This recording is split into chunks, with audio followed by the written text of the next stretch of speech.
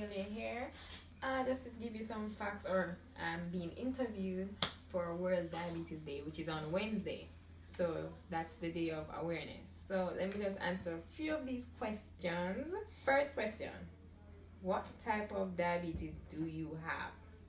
Okay, the type of diabetes I have is type 1, not 2, type 1. And just give you a little description-ish of what type 1 diabetes is. Basically, my body does not produce insulin at all, which is what helps to fight sugar levels and glucose levels. So my body doesn't produce it at all. So that's the one I have. Then you have type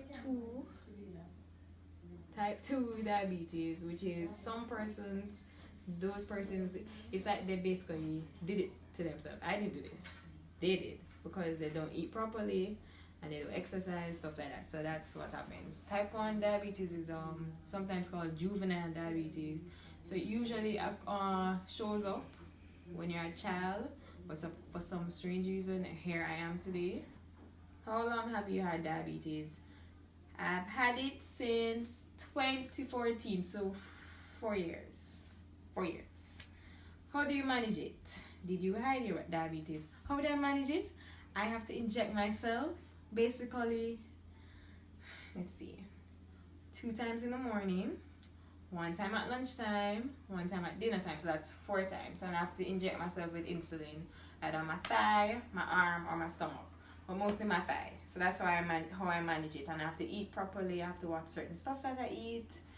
Not too much sugar. I shouldn't be eating sugar. Not too much. So did you hide it? No. When it happened, I told my friends, and my parents were with me. I told my friends as soon as I went to the hospital, but that's a long story, so I won't get into that one. What was the hardest for you and your family? The hardest part for me, financially, because it's expensive. Okay, let me tell you, you do not want to have diabetes. It is very expensive. If you go for health cards, I don't know, my medicine, probably 21,000. That's just for the 2 weeks, 2 weeks of medicine.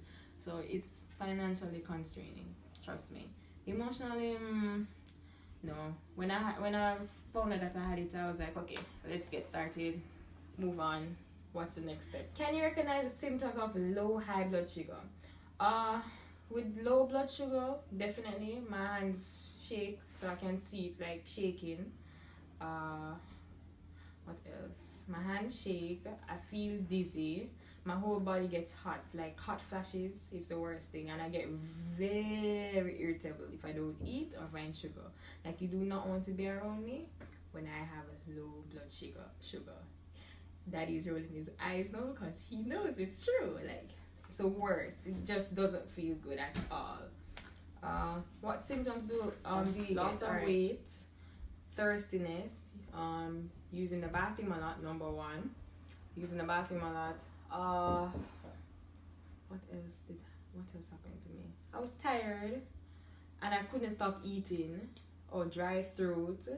So those are some of the symptoms that you get. So thirsty, constant thirst. Like, it was horrible. When I just got sick, I was so thirsty, and I was like, why am I so thirsty? And at the time I was at UE, so I was wondering if it's because all the walking up and down that I'm doing, is that causing it? But no, it was actually. Do you get annoyed when people ask if you should be eating a certain food? Yes, I do.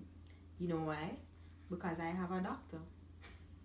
That's it. I have my own doctor, and when I got sick, we both worked out my eating schedule, what I should eat, what I can eat. I asked her all the questions I needed to ask. Therefore, if you see me eating fried chicken, it is okay, because my doctor said it was okay. Everything that I eat is in moderation, and that's the problem some people have. Oh, you shouldn't eat this, you shouldn't eat that. No, it's moderation. Little rice, little chicken, vegetable. Moderation. Do you exercise? No. Should I exercise? Yes. Will I exercise? Maybe. Eventually. We will see. What is the hardest part about being diabetic? I love cake. and I love ice cream, and I don't get to eat it as much. I mean, yeah, 1 or 2 times I sneak a little, but I shouldn't. So that restrictive part where, oh, I have to watch what I eat because I can't eat cake, I can't eat my red velvet, I can't eat my cookies, stuff like that. So that's kind of, yeah, that's one of the hardest parts because it's kind of restrictive. Because at the end of the day, even though it's in moderation, I still have to watch the sugar because I can't consume sugar. Basically, any amount of sugar that I eat will affect my levels, just like that. What would you tell someone who has just been diagnosed with diabetes? I would tell you that it's not a life sentence. People like to, when I tell people I'm diabetic, they're like, oh, and I'm like, what? It's not. First of all, it's not a life sentence. It's a livable disease. It's a livable condition if you treat yourself right, if you treat your body right. If you're the one that doesn't want to treat your body right, then it will be a problem. But besides that, there's nothing to worry about. Maybe the medicine part. But besides that, there's nothing to really worry about because it's a livable disease. As I said, it's not a life sentence. And people want to make it seem, oh, you have diabetes, Lord God, what are you going to do? No. Once you treat your body right, once you do what you're supposed to do, then you will be Happy World Diabetes Day awareness. Wear your light blue on Wednesday.